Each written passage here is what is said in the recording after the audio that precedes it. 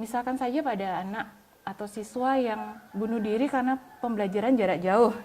Anak-anak tidak tahu bunuh diri itu dosa, tidak tahu dia. Nah, kalau menurut Mbak Arum, apakah pola asuh atau proses internalisasi ini besar pengaruhnya terhadap anak-anak yang mengarah ke tindakan bunuh diri tersebut? Iya.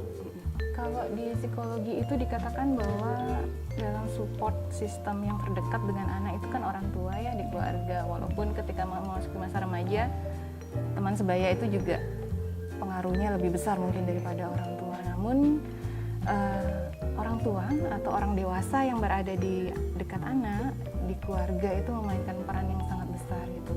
Pola asuh kaitannya dengan bagaimana orang tua berinteraksi, berelasi dengan anaknya. Ada pola, kalau teori lama itu ya mengatakan ada pola asuh demokratis, pola asuh otoriter atau liberal gitu. Nah, ini ada kemarin yang saya sempat bilang sama Mbak Sri, ada teman saya yang disertasinya tentang faktor keluarga yang mempengaruhi perilaku bunuh diri. Memang dikatakan bahwa keluarga-keluarga yang tidak punya engagement atau keterlibatan dengan kehidupan anak ini, maka anak-anaknya bisa berisiko untuk melakukan tindakan bunuh diri gitu. Jadi orang tua yang tidak peduli, cuek gitu ya, anaknya mau ngapain gitu, apalagi ditambah dengan sosial ekonomi yang rendah gitu kan. Nah, situasi yang sedemikian kompleks diterima oleh seorang anak, akhirnya ketika menghadapi satu masalah, walaupun sepele sekalipun ya, itu kemudian beresiko untuk konsekuensinya bisa sampai sejauh itu. Dari pertama mungkin melukai diri sendiri, misalnya untuk mencari perhatian gitu ya, kemudian itu tidak ditemukan juga, malah dimarahin dan lain sebagainya gitu, bisa sampai mengarah kepada tindakan yang benar-benar untuk menghilangkan nyawanya sendiri. Tapi belajar untuk kenapa tidak mau sekolah, ada apa dengan sekolah gitu, tidak seperti harus sekolah, sekarang harus sekolah, jam segini harus mandi, harus sekolah.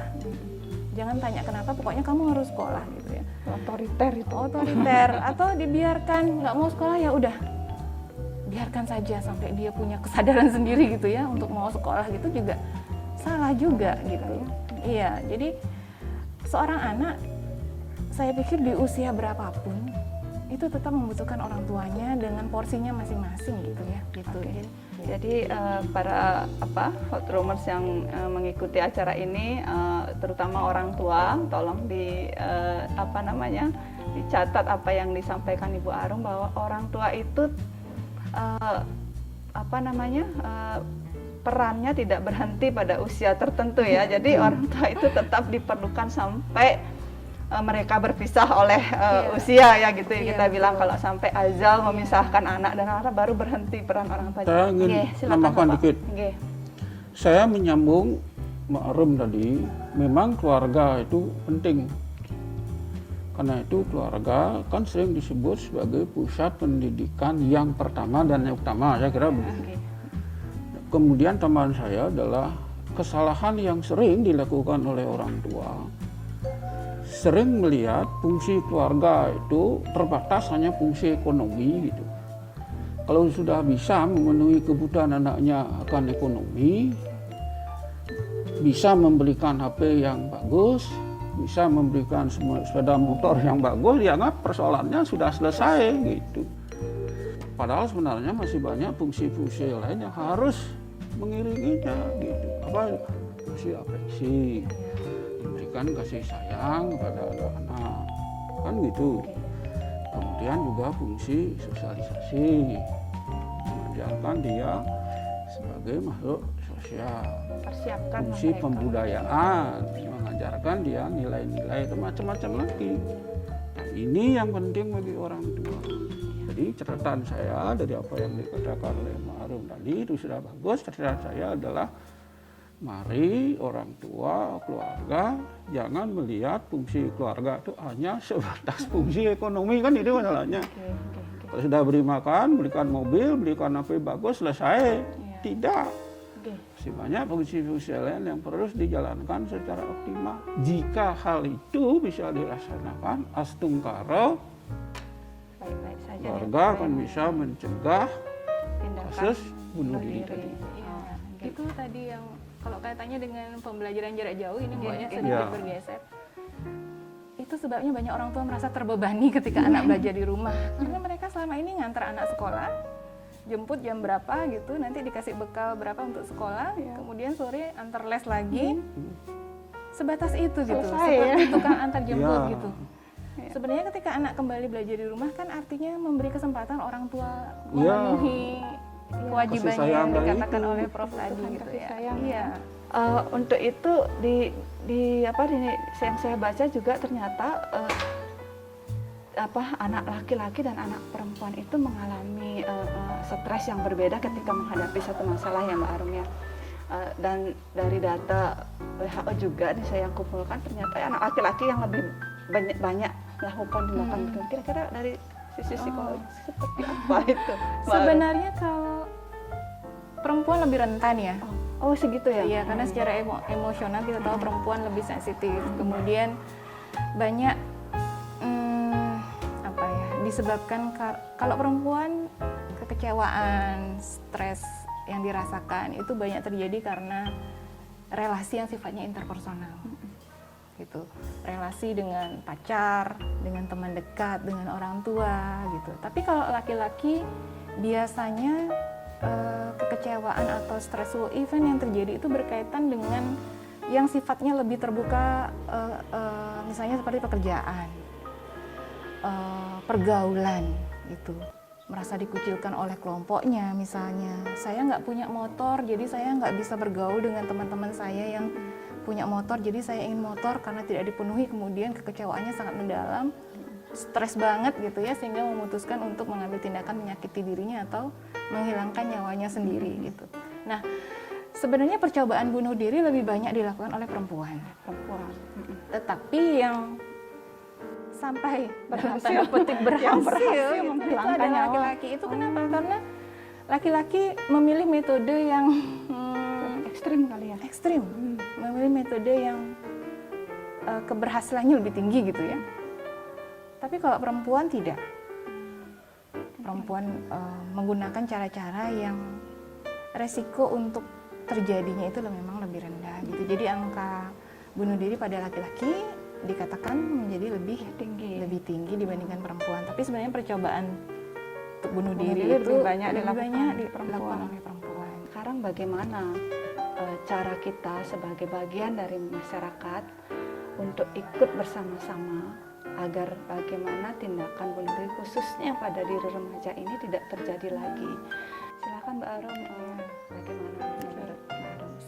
Dari usia anak-anak, jadi remaja ini peralihan dari anak-anak ke dewasa.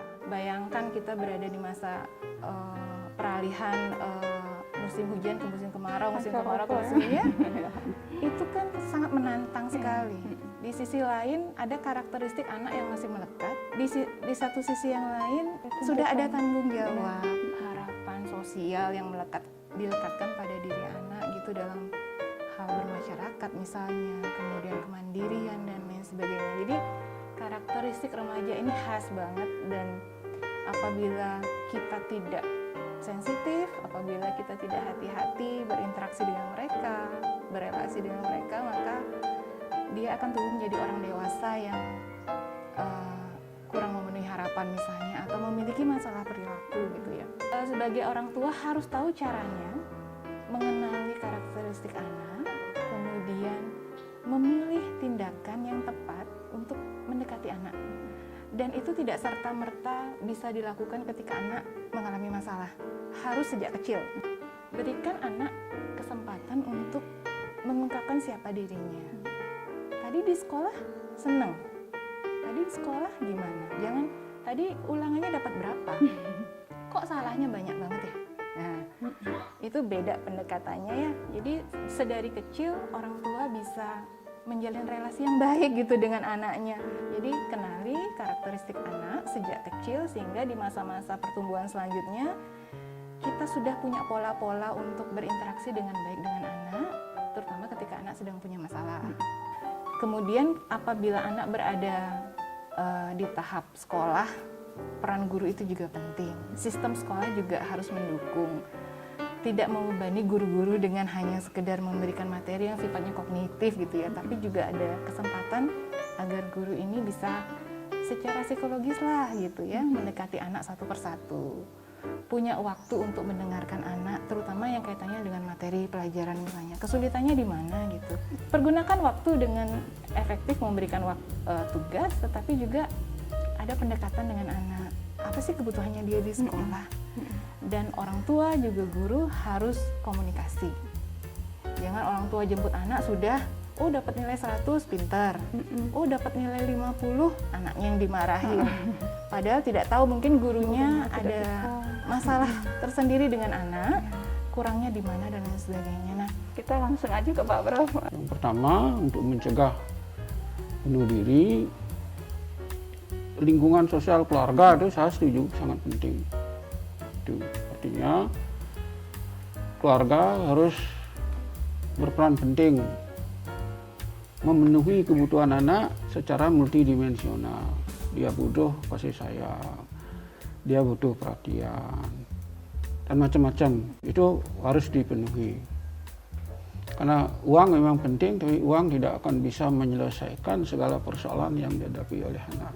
Jadi pecahkan segala persoalan yang ada pada anak, menganunya Ma'ruf tadi, tidak menggunakan pendekatan otoriter, saya kira begitu, gunakan pendekatan dialogis atau pendekatan demokratis, saya kira begitu.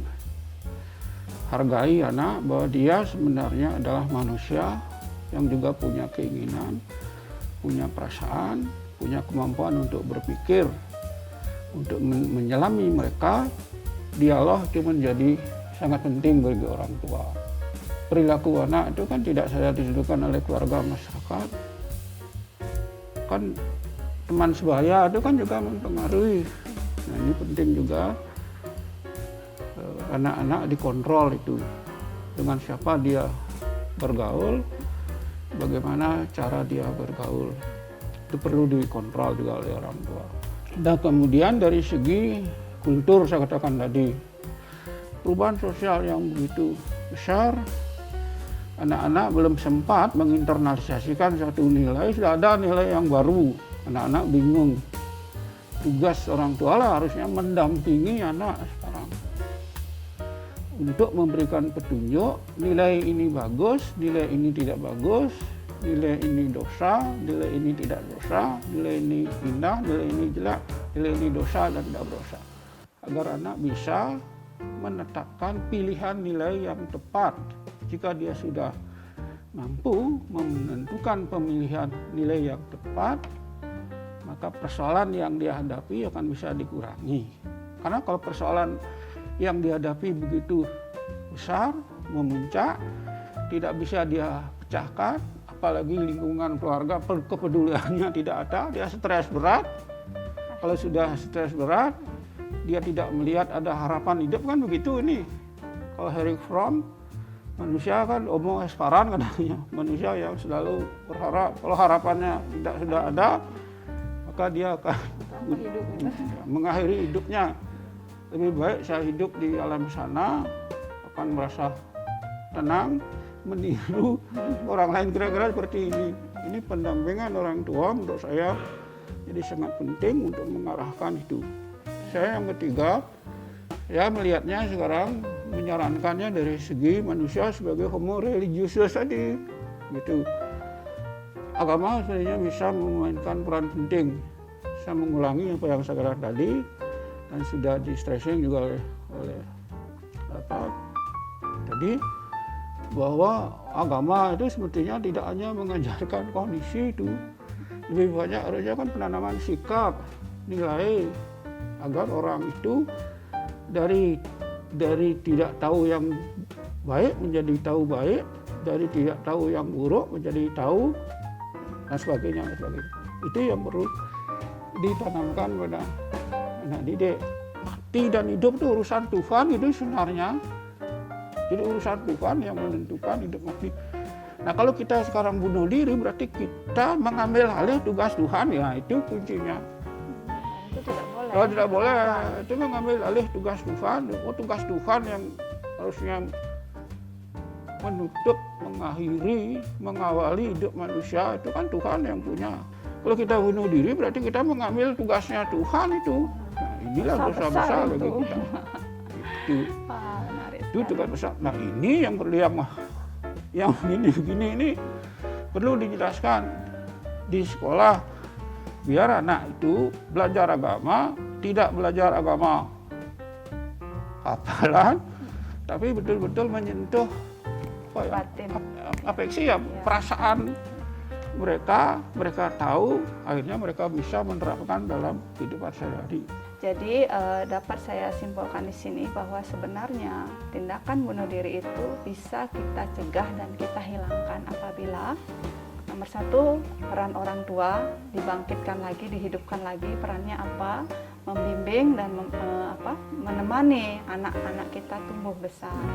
Jadi tidak ada namanya berhenti mendampingi anak ketika dia berusia tertentu ya. Misalnya kalau anak udah menikah, udah kita lepas saja. Ternyata anak-anak juga perlu tetap diawasi. Mungkin caranya bukan dengan cara mengawasi ketika anak itu kecil ya Mbak Rom ya, Pak Prof ya, tapi mungkin dengan cara seliwak-seliwakin gitu ya, dilihatin apakah ada masalah anak saya apa enggak. Yang kedua, peran sekolah juga penting sekali. Karena di sekolah juga mereka sebagian besar waktunya juga mereka habiskan di sekolah dari Senin sampai Jumat, mereka di sekolah sampai jam 4 ya Mbak ya. Jadi di sana juga banyak sekali nilai-nilai yang keluar masuk di anak kita, sehingga sekolah juga harus sadar bahwasanya mereka juga sangat penting menanamkan nilai-nilai kebaikan agar anak-anak itu menjadi anak-anak yang berada di jalan yang benar, baik secara kognisinya maupun secara spiritualisnya. Mungkin kuncinya adalah kembali membangkitkan semangat komunal kita, semangat kemasyarakatan kita, saling gotong royong kita. Jadi anakmu adalah anakku, jadi aku wajib mengawasi anakmu, kamu juga wajib mengawasi anakku. Jadi kalau misalnya ketemu anaknya si A lagi agak kurang ini, harusnya orang tua saling berhubungan. Itu mungkin jadi catatan juga bagi para guru agama, tolonglah anak-anak dididik supaya mereka benar-benar menginternalisasi nilai-nilai, tidak hanya menghafal gitu ya.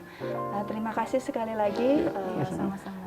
Ya, saya akan tutup untuk hari ini.